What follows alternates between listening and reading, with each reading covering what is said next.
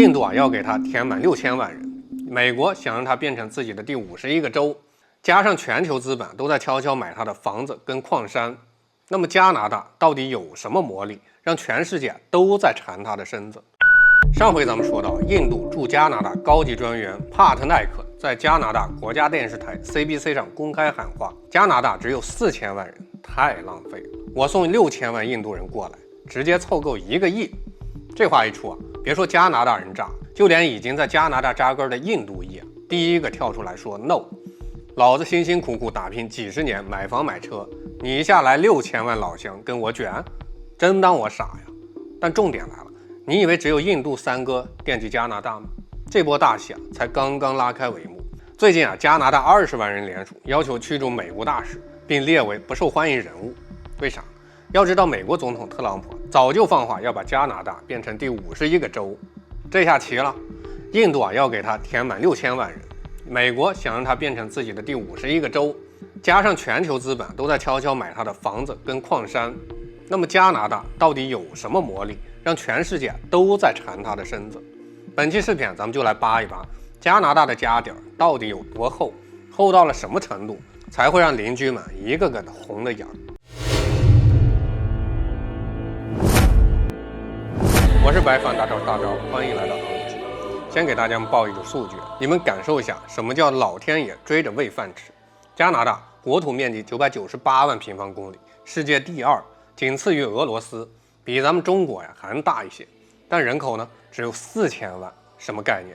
咱们中国一个重庆市常住人口就有3200多万，加拿大整个国家比重庆多不了多少人。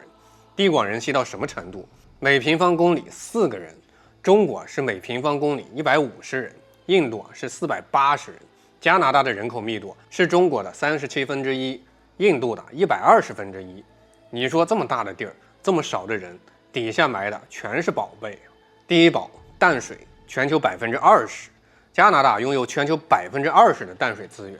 注意是全球的1/5，全世界的淡水，加拿大一家就占了2成。这是个啥概念？未来什么最值钱？不是石油，是水。中东为了石油打了100年，未来为了淡水说不定打得更猛。而加拿大呢，抱着一个水银行躺在那儿睡觉。更气人的是，加拿大淡水不光多，还干净，湖泊、河流、冰川、地下水全是优质淡水。人家浇花用的水，搁某些国家那是瓶装矿泉水级别的。第二宝，石油，世界第3，加拿大已经探明石油储量1680亿桶。世界第3，仅次于委内瑞拉跟沙特阿拉伯，而且97%都是油砂。虽然开采成本高一些，但架不住储备量大呀。沙特的石油采完了，加拿大的油砂还能再采100年。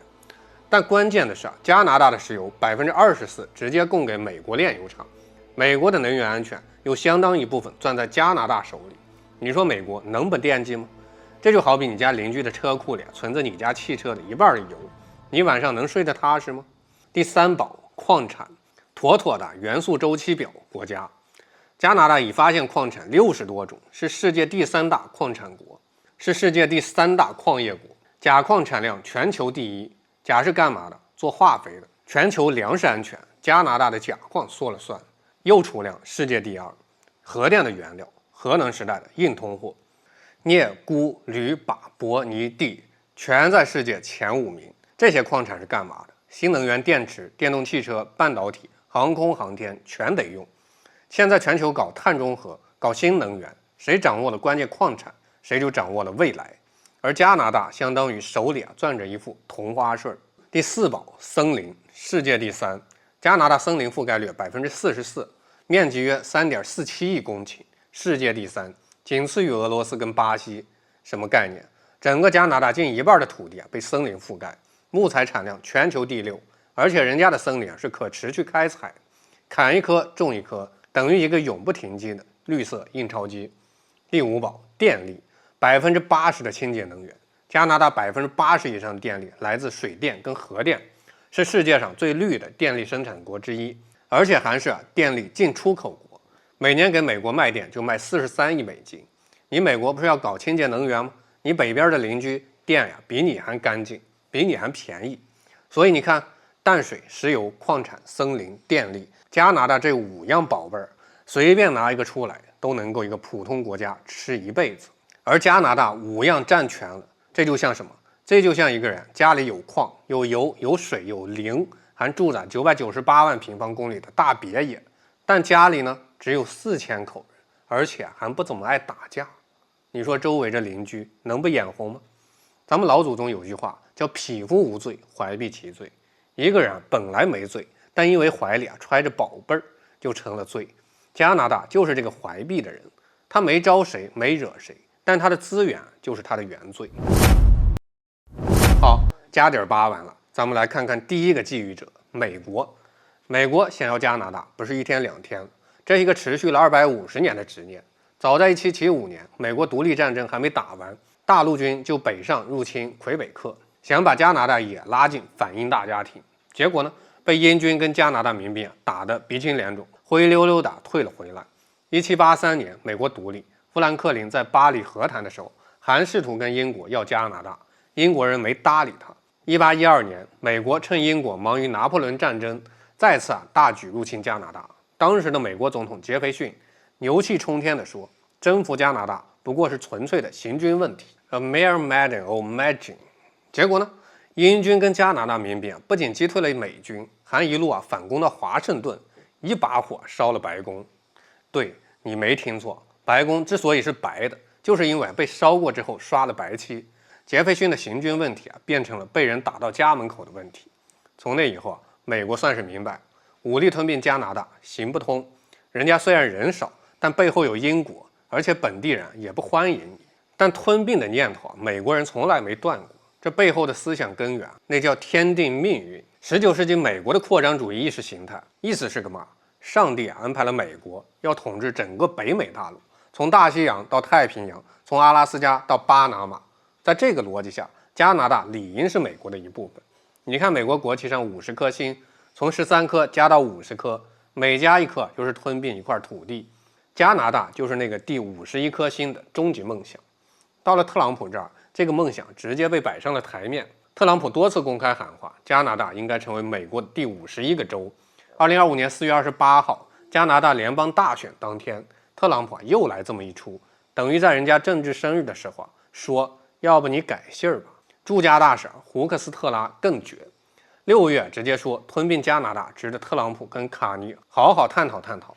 7月20号，特朗普对加拿大数百种商品增加50%关税，你不听话，我就经济制裁你。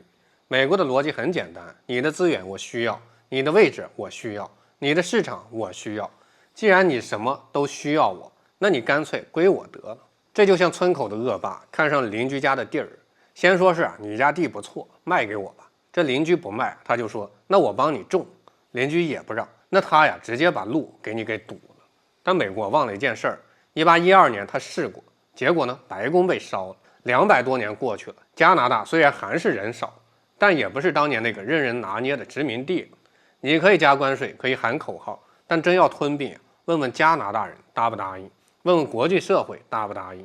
孟子说以力服人者，非心服也；力不沾也，以德服人者，忠心悦而诚服也。意思是啥？靠武力让人服从，人家不是真心服你，只是力气不够。靠德行让人服从，人家才会真心实意的归顺。美国现在做法就是典型的以力服人，关税大棒，外交施压，舆论抹黑，短期看好像占了便宜，但长期看呢，只会把加拿大越推越远。20万人请愿驱逐大使，就是民心向背的最好证明。说完美国咱们再来说第2个觊觎者印度。印度的玩法比美国可高明多了。美国是明抢，印度是暗填。印度驻加大使帕特奈克说，加拿大有土地、资源、资金，印度呢有人口、技术、人才，咱互补，实现互利共赢。听起来是不是挺有道理？但你细品，6000万印度人进来，加拿大还是加拿大吗？印度为什么这么积极呢？因为印度有14亿人口，而且年轻人占比极高，就业压力巨大，每年有1200万年轻人进入劳动力市场。但印度的经济根本创造不了这么多岗位，咋办？出口人口呗。对外移民是印度的基本国策之一。你看全世界，美国硅谷的 CEO1/3是印度裔，英国伦敦的市长是巴基斯坦裔，跟印度同属南亚，加拿大温哥华、多伦多的印度裔已经成了最大的少数族裔群体之一。印度的策略就是人多力量大，走出去就是胜利。加拿大印度裔现在有200多万，而且增长迅猛。如果帕特奈克的6000万计划真的落地，那印度裔直接占加拿大总人口的60%以上。到那个时候，加拿大的总理、议会、法院、媒体全是印度3个说了算，加拿大就真的成了印度海外第一大省。这一招咱们老祖宗叫啥？借尸还魂，或者叫和平演变。不用一枪一炮，不用一兵一卒，只要人够多，选票够多，这个国家它就是你的了。但问题是啥？加拿大本地印度裔第一个不答应，为啥呢？因为先来200万印度裔是精英移民，医生、工程师、IT 人才、小老板，日子过得相当滋润。一下来了6000万老乡，房价涨了，工作没了，福利少了，社会乱了，他们的利益直接受损。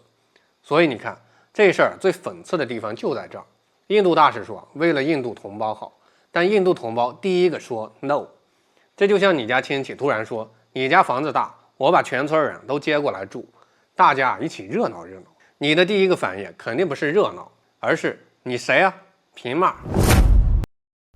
好，美国跟印度咱都聊完了，咱们换个视角来聊聊加拿大的真实处境。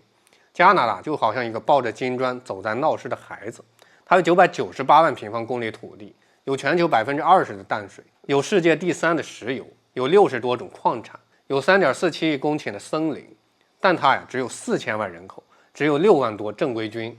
这就好比一个3岁的小孩怀里抱着1个亿的现金，走在一条全是壮汉的街上，你说壮汉们会怎么想？自然是有人想直接抢，也就美国；有人呢想跟着他住，印度；有人呢想帮他理财，也就是全球资本。每个人都有自己的算盘，每个人都觉得自己是为了孩子好。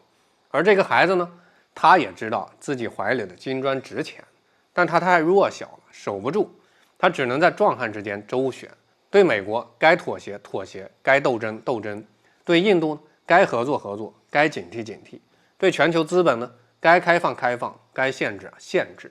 但周旋久了，他自己也迷糊，我到底是谁？我是一个独立国家，还是美国的后花园？我是一个多元文化的马赛克，还是某个族裔的新大陆？我怀里的金砖是我的财富，还是我的原罪呢？这就是加拿大最大的困境：资源太丰富，实力太弱小；土地太辽阔，人口太稀少；邻居太猛，自己又太依赖。周易讲，德不配位，必有灾殃。一个人的德行如果配不上他的位置跟财富，就一定会吸引来灾祸。加拿大现在的问题不是德不配位，而是力不配财。他的国力配不上他的资源，资源越多，觊觎的人就越多，觊觎的人越多，他的处境就越危险。说了这么多，那加拿大到底该怎么办？当待宰的羔羊吗？老规矩咱结合古人的智慧，给加拿大支几招。第一招，高筑墙，广积粮，缓称王。这是明朝谋士朱升给朱元璋的建议，意思是把城墙筑高，把粮食存足，不要急着称王称霸。加拿大要做的就是筑高墙，加强国防，增加军费，别总指望美国保护，你自己都保护不了自己，谁会真心的保护你呢？最近的沙特阿联酋不就典型的例子吗？广积粮，把资源掌握在自己手里，别让外国资本把矿山、油田、淡水全买走。缓称王，别跟着美国到处掺和国际事务，先把自己的日子给过好。第二招，远交近攻，多元化伙伴。战国策略范雎的计策，加拿大可以反着用，近交远攻。对美国呢，该斗斗，但底线不能丢。对印度、对亚太、对欧盟加强合作，多元化贸易伙伴，别把鸡蛋全放在美国一个篮子里。你美国不是要加关税吗？我就跟印度谈 CEPA， 跟中国谈贸易，跟欧盟谈合作。你美国不是要吞并我吗？我就多找几个朋友，让你投鼠忌器。第三招，固本培元，增强身份认同。加拿大最根本的问题是我是谁，它必须建立起清晰强大的国家身份认同。你们是加拿大人，不是美国人，不是印度人，不是英国人，你们就应当做好自己。自己就是自己。文化上扶持本土文化，讲好加拿大故事；教育上呢，培养国民的国家意识跟自豪感；社会上促进移民融合，而不是让移民自成一国。你自己都不认同自己，别人自然也不会认同你。你自己都觉得当美国人也不错，那美国吞并你也就顺理成章了。所以家人们，加拿大这出大棋比我们想象的要深刻得多。它不是简单的邻居吵架，也不是单纯的贸易摩擦，它是一场关于资源、人口、主权、身份的终极博弈。美国要吞并，印度要填满，资本要买下，三方势力各怀鬼胎，都在打加拿大的主意。而加拿大自己呢，却在我是谁的困惑中左右为难。这出戏告诉我们一个道理：资源是财富，也是诅咒；弱小是原罪，强大是底气。你不够强大，再丰富的资源也守不住；你不够清醒，再辽阔的土地也会被人蚕食。它告诉我们，一个国家的根儿不在于它有多少土地、多少资源，而在于它的人民、它的文化、它的身份认同。这些东西丢了，再大的家底也只是为他人做嫁衣。最后问题来了，加拿大最终会变成第51个州，还是印度海外的第一大省，还是能杀出一条血路，做回真正的自己？6000万印度移民的计划到底是天方夜谭，还是正在发生的未来呢？评论区见。我是白房大招，点赞关注，下期再见。